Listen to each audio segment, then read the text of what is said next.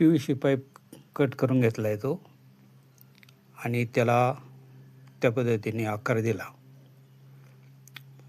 एक प्लॅस्टिकची एक बाटली ज्याला आपण फवारा बसवतो त्या पद्धतीने त्या बाटलीला आकार दिलेला आहे. पाण्याचा फवारा मारण्यासाठी ती बाटली त्याच्यामध्ये बसवून घ्यायची. ते प्लॅस्टिकचा जो आकार दिला त्याच्यामध्ये. त्याच्यामुळे उन्हाळ्यामध्ये आपण जो गाडी चालवताना जो उन्हाचा त्रास होतो आणि तो उन्हाचा त्रास कमी व्हावा याच्यासाठी तो असा फवारा आपल्या अंगावर पडतो आणि त्याच्यामुळं उन्हाचा त्रास कमी होतो. एक एअर कंडिशनरसारखा आपल्याला तो फील येतो.